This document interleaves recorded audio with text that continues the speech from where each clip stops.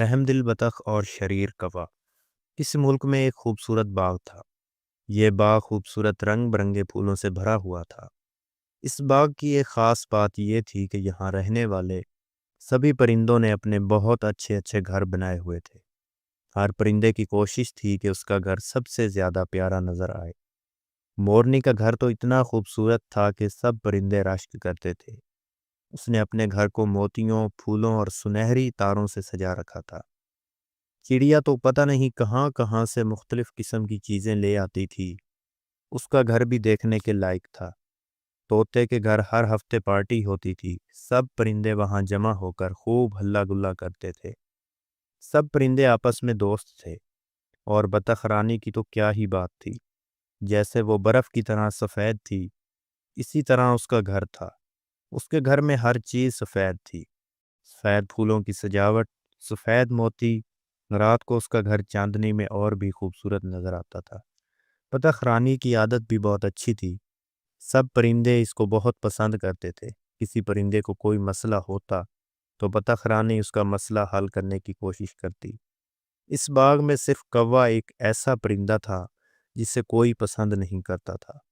اس کی عادات ہی ایسی تھیں، ہر کوئی اس کو سمجھاتا کہ تم بھی اپنا گھر بناؤ، لیکن کوا اتنا لاپرواہ تھا، اس نے اپنا گھر نہیں بنایا تھا۔ ادھر ادھر اڑتا پھرتا رہتا تھا۔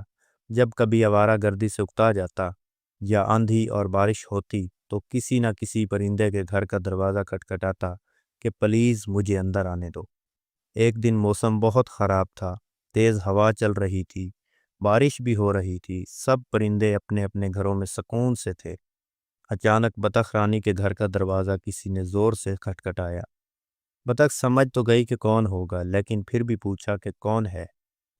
پلیز مجھے اندر آنے دو، باہر سے کوے کی آواز آئی۔ میں بارش میں بھیگ گیا ہوں، بجلی بھی چمک رہی ہے، مجھے بہت ڈر لگ رہا ہے، بارش رکتے ہی چلا جاؤں گا، لیکن میرے گھر میں بہت سامان ہے، بالکل جگہ نہیں ہے، تم کسی اور پرندے کے گھر چلے جاؤ۔ بطخ نے کہا۔ سب نے انکار کر دیا ہے۔ پیاری بطخ، تم مجھے اندر آنے دو، کوے نے منت کی۔ اصل میں کوا جس گھر میں بھی جاتا وہاں کوئی نہ کوئی چیز خراب کر دیتا تھا، اس لیے سب اس سے بچتے تھے۔ اس لیے اب وہ بطخ کی منتیں کر رہا تھا۔ اسے پتا تھا کہ بطخ بہت رحم دل ہے۔ اچھا آ جاؤ، بطخ نے دروازہ کھولتے ہوئے کہا، لیکن میری کوئی چیز خراب نہ کرنا۔ میرے ڈرائنگ روم کے قالین پر سو جاؤ، اور ٹیبل پر رکھی چیزوں کو ہاتھ نہ لگانا، اس پر میں نے کھانے کا سامان رکھا ہے، کیونکہ کل میری سالگرہ ہے، سب پرندے آئیں گے۔ تم فکر نہ کرو پیاری بطخ، کوے نے کہا، میں کسی چیز کو ہاتھ نہیں لگاؤں گا۔ اچھا ٹھیک ہے، شب بخیر، اب سو جاؤ، بطخ نے کہا اور اپنے سونے کے کمرے میں چلی گئی۔ صبح جب بطخ کی آنکھ کھلی تو وہ بہت خوش تھی۔ اس نے اپنے کمرے کی کھڑکی سے دیکھا، موسم بہت خوشگوار تھا۔ گزشتہ روز کی بارش کے بعد سارا باغ نکھرا نکھرا لگ رہا تھا۔ آج سالگرہ کی تقریب کا بہت مزہ آئے گا، سب پرندے گانے گائیں گے اور مزے کے کھانے کھائیں گے۔ بطخ نے سوچا اور ڈائننگ روم کی طرف چل پڑی تاکہ کوے کو جگائے، لیکن یہ کیا، کوا سب کچھ کھا کر اور خراب کرنے کے بعد اڑ چکا تھا۔ بطخ بیچاری بہت پریشان ہو گئی کہ اب کیا کرے۔ اس کے مہمان آنے والے تھے، اس کی سالگرہ کا مزہ خراب ہو چکا تھا۔ وہ بیٹھ کر رونے لگی۔